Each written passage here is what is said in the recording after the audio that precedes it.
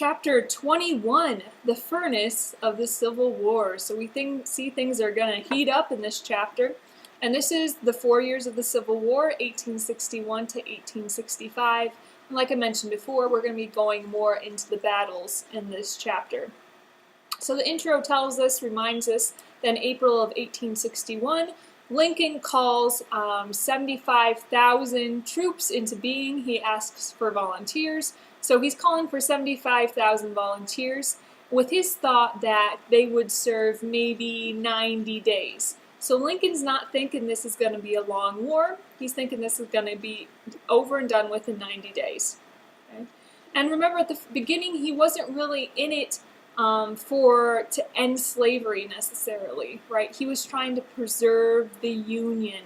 And he thought the best way to do this was to kind of show a swift show of force and the hopes that the South would see the error of their ways and change their minds about leaving. So he's thinking, okay, 90 days, gonna, have a swift show of force to show the folly of secession, and we will save the Union, be on our way. But that was not to be the case. The war lasts for 4 long years. Hundreds of thousands of people will be dead on both sides, and then the nation will be left with the additional challenge of reintegrating the defeated South. So, here we go. First section. Bull Run ends the 90-day war. All right. So, like I said, at first everyone was expecting a short war. Newspapers were, calling for on to Richmond, let's crush the South. Because remember, during the war, the capitals were really close together. D.C. and Richmond, Virginia were only about 100 miles apart. So we were kind of playing a game of capture the flag, right? Who can conquer whose capital first? So we were eager to go down to Richmond and capture it to take care of business. So, Lincoln has 30,000 troops near Washington, D.C. Okay, this is called the Army of the Potomac, I should say. So these 30,000 troops were near Washington, D.C. They were ill-prepared for war. They weren't quite ready for war yet, but people were just eager for a good fight. So Lincoln sends this force down to attack kind of a smaller force or a smaller army of the Confederacy that was at Bull Run, which is about 30 miles away. So Lincoln's like, okay, we're going to send these troops down to Bull Run. They will obviously win, and then we can continue on south into the heart of the Confederacy and then on to Richmond. So his idea was on our way to Richmond, we'll first stop, fight at Bull Run, and then continue on to Richmond, overtake Richmond, and then we'll be done with the war, right? He wants this 90-day war. He wants it over and done with. All right. So, like I said, people in the North were eager for this good fight. So congressmen and spectators kind of followed the troops down these 30 miles with picnic baskets in tow, and they were just going to sit and watch this wonderful battle. It was... They were still very naive about how horrible this war was going to be. So, the Army of the Potomac meets the Confederate forces under the direction of General Thomas Jackson, better known to history as Stonewall Jackson. And Stonewall Jackson actually gets his nickname of Stonewall in the Battle of Bull Run because he and his forces stay put like a stone wall, like they're invincible. And so when Stonewall Jackson is actually then gets more enforcements or gets reinforced, the North, more or less, the Army of the Potomac, panics, doesn't know what to do, and a lot of them just flee. Okay? And because of this, the Confederate troops then, gladly eat the picnic lunches that the spectators had left behind in haste. So this was a clear military victory for the Confederate troops under Stonewall Jackson. However, we're historians here, so we don't just care about who wins the battle, we want to know the effects of the battle. So let's talk about some of the effects.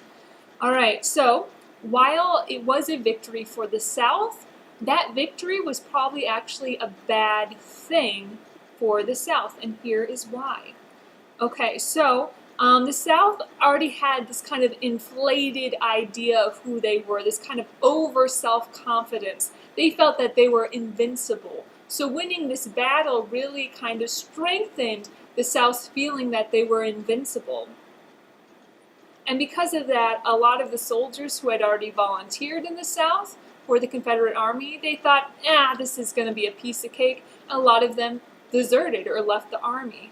Also, just in general, the war preparations in the South slowed down after this battle, and also there were less people who were willing to join the Confederate cause because, like I said, they were very over self-confident. They thought they had this war in the bag, that was no big deal. So after this victory at the Bull Run, the South kind of really started to relax its preparations. Okay. On the flip side, the loss at the Battle of Bull Run was probably a good thing for the North, because the North now realizes this isn't going to be a 90-day war. Okay, this is going to take some effort. So because of this loss at Bull Run, the North really then buckles down and starts to prepare even more for the upcoming war, or for the war that's underway. All right, so let's keep talking. Next section, entitled Tardy, George McClellan and the Peninsula Campaign. Okay. So General George B. McClellan is given command of the Army of the Potomac. I can never say that right.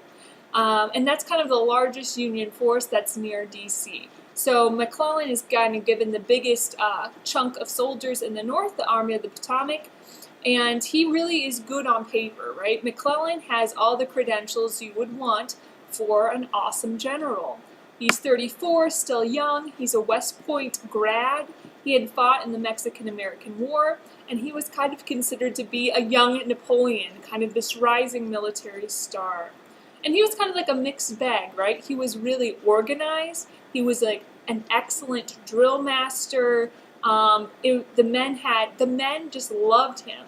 Just really good morale. But the thing was, he was, you could say he was overcautious. He was unwilling to sacrifice his men in battle. He was kind of too protective of his men.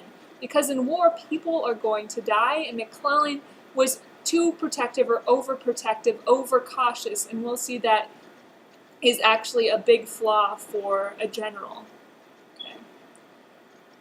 Okay. Yep. Okay, wonderful.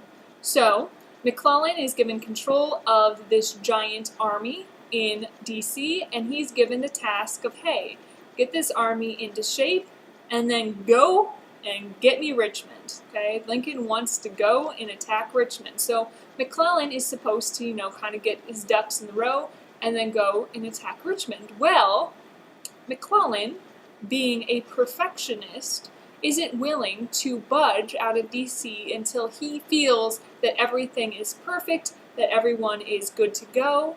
But he's taking so long to get there that finally Lincoln more or less commands him to go to Richmond right now. Like, you can't just wait around all day, McClellan. Take your troops, go down, get me Richmond. All right. So the kind of the North trying to go get Richmond, these little battles we see are actually called the Peninsula Campaign. So McClellan takes about 100,000 troops, and he heads south to Richmond in the spring of '62.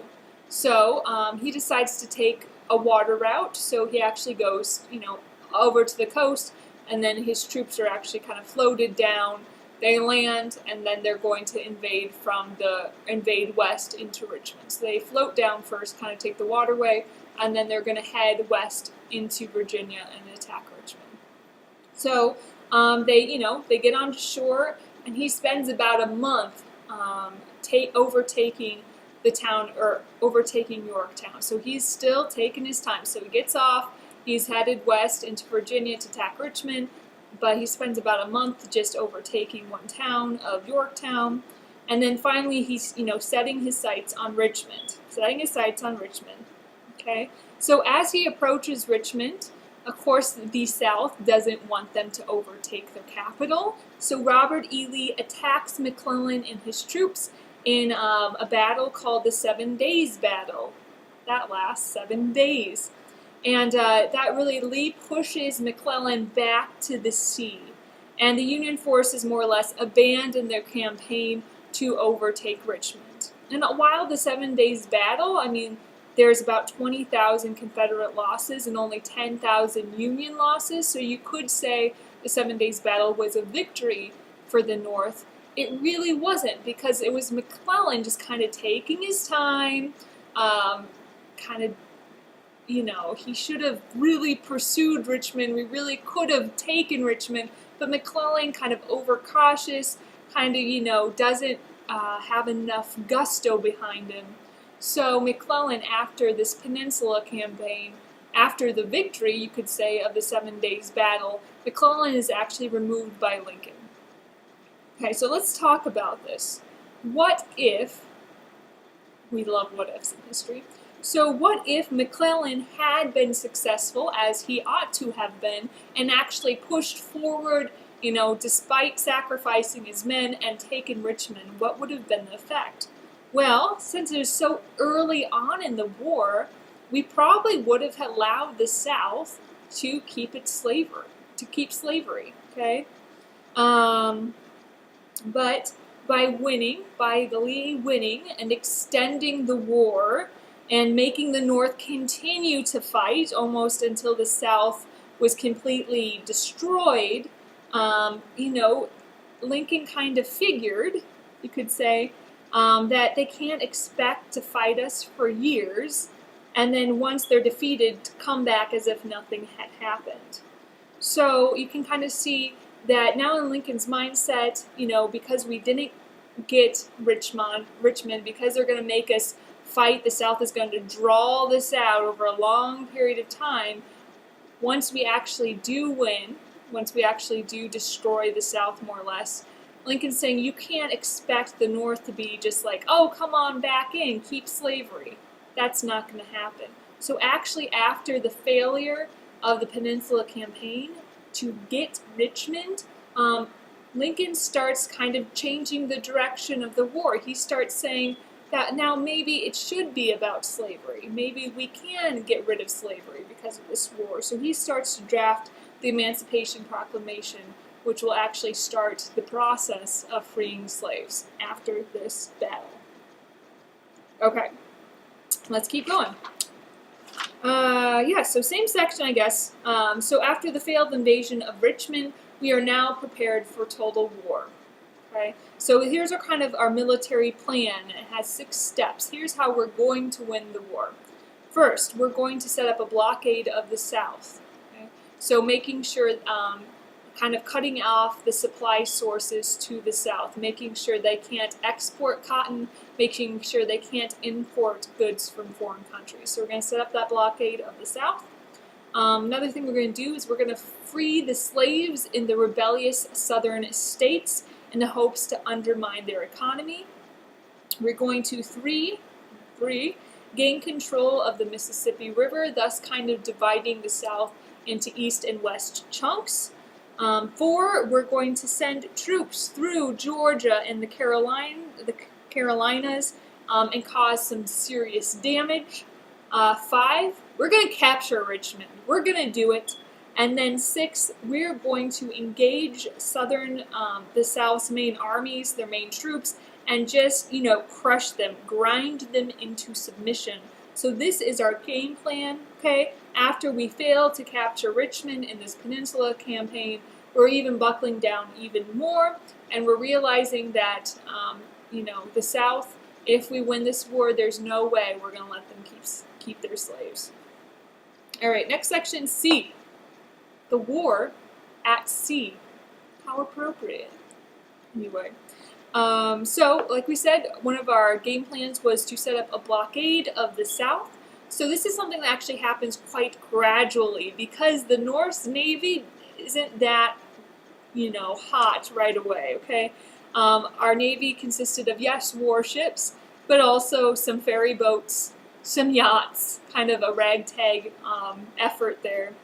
And at first we were really, instead of, setting up a whole blockade, making sure no ships could get through, we were really focusing on the major ports in the South or the major harbors with the big docks, making sure the South wouldn't be able to export cotton or import any British goods. So at first, the blockade wasn't wonderful, but over time it became very successful. We kind of patched up all the leaks we had with that.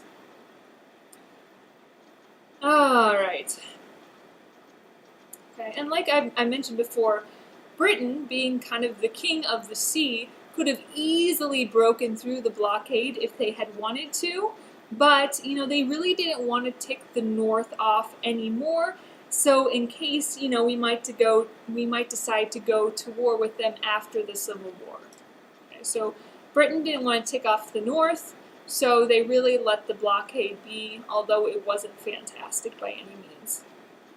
Some people actually tried to run the blockade or, get their ships past the blockade. And, if that was successful, if you were able to kind of break the blockade or run the blockade, you could make a lot of money because supplies were running short in the South. So there were some ships that kind of ran the blockade. So what they would do is they go into the West Indies, so kind of like Cuba, that area, the West Indies. They would fill up on ammunition, so guns, that sort of thing. They would go to the South, sell all of these weapons to the South. In return, they would stockpile cotton, and then they would break through the blockade again and run to the South Indies, sell the cotton, and do it again and again and again. It was a risky business. You were definitely not guaranteed to actually break through the blockade. You probably could lose your ship quite easily, but you could make about a 700% profit if you were successful in running the blockade. And some people were, okay?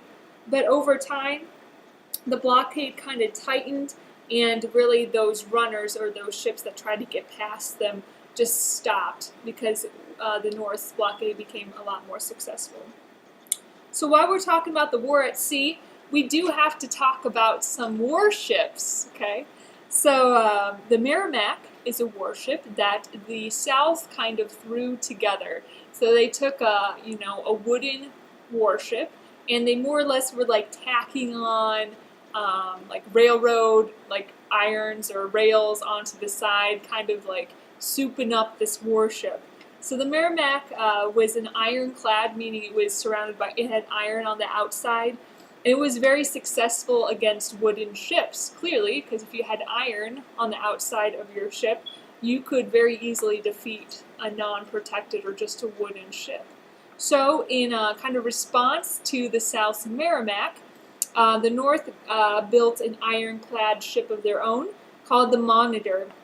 And they did fight one kind of inconsequential battle in 1862. There wasn't really a winner or a loser, but really what these two ships were, the Merrimack for the South and the Monitor for the North, it really kind of introduced a new chapter into naval warfare. So after this, we don't really see a lot of wooden ships attacking each other. Now we're kind of getting into more of the ironclad ships we're used to in our Navy today. So like I said, they did have one battle, but it was really of no consequence. The Merrimack would eventually be actually destroyed by the South. Remember, the Merrimack was the South ship, but they eventually actually just destroyed it so that the North, so it wouldn't fall into Northern hands. So that's the poor fate of the Merrimack, Anyway, next section, section D. The pivotal point. Okay, so let's talk about some more battles here. So, Robert E. Lee, remember he's a Southern guy, he's a Confederate guy, after the 7 Days War, continued 7 Days battle, I should say, that victory, I shouldn't say victory, I already explained it. So after the 7 Days battle, Robert E. Lee decides to continue north towards D.C., okay? And he fights the second battle of Bull Run against General John Pope, and he's successful. So Lee kind of emboldened by this victory at the Second Battle of Bull Run, decides to push further north into Maryland. And at this time, Maryland was a border state that was considering joining the Confederacy. So they really wanted to have a victory in Maryland to kind of persuade the people of Maryland that they were in it to win it, that Maryland should join the South.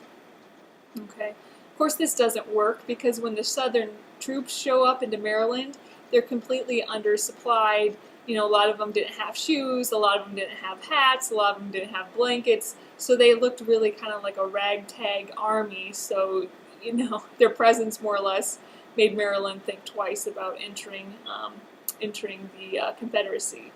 That was a side note. Well, anyway, let's talk about some battles, okay? So, you know, we have 7 days battle. Lee starts to advance north towards D.C. He wins a second battle at the Second Battle of Bull Run. So Lee is, you know, he's on a hot streak. He's going north towards D.C. So, you know, the Union Army has to stop this advance north. So Lincoln actually restores McClellan as the general of the Army of the Potomac, under kind of popular pressure because everyone really liked McClellan. Okay, he wasn't very effective because he wasn't, you know, he was overcautious, wasn't willing to make many risks, but the men absolutely loved him. So under popular pressure, Lincoln caves, makes McClellan again the head of the Army of the Potomac.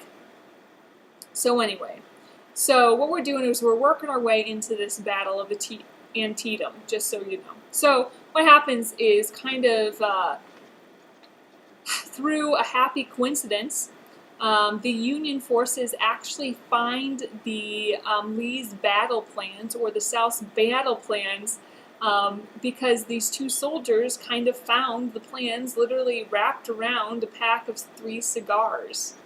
How convenient. So the North actually knows Lee's plans for this battle, so that's a plus for the Union. And it's a landmark battle. You know, it ends in a draw, like no one really wins, no one really loses, but it really shows the strength of the Union. And because it's really showing the strength of the Union, it's really preventing any foreign interventions that may have come to help the South. We've been talking about, you know, the different reasons that Britain and France didn't join, but the North really showing the strength at the Battle of Antietam was really important because it was really showing, it really kind of prevented any foreign intervention on the side of the South. All right, and also this victory is just the thing Lincoln was looking for in order to issue his Emancipation Proclamation. Other things we should know. Battle of Antietam, it was in Maryland, so this was actually fought in the North, and it had the bloodiest single day of war we'll see. So in just 1 day of battle, in just 12 hours of battle in Antietam, there were over 22,717 dead, wounded, or missing soldiers. So really, this bloody, bloody fight. Okay. What else should we know? All right. So Lee retreats across the Potomac, so goes back to Virginia. Remember, he was pushing north towards D.C., so he's pushing north into Maryland. Because of this loss at Antietam, Lee retreats. McClellan really should have pursued Lee and continued to fight, but McClellan, being overcautious, decides enough was enough for 1 day and lets Lee just leave, which is not the most brilliant military strategy that ever existed. And like I said, because of this victory, this was kind of the victory Lincoln was needing to then issue the Emancipation Proclamation. This proclamation declared that all slaves in rebelling states to be free. So he didn't free the slaves that were in the border states. He only freed the slaves that were in the Confederacy. Okay? And this really closed any doors to further compromise with the South. Okay? And we'll see that a lot of Southern slaves will actually kind of flee towards Northern troops once the Northern troops start invading the South. We'll see a lot of times if there's Union forces around, a lot of slaves will escape into kind of the hands of the Union forces to escape slavery. All right, so this Emancipation Proclamation is now kind of saying this war isn't just about preserving the Union anymore, kind of making it into a moral crusade against slavery, ending slavery. All right, and I think that is enough for this video.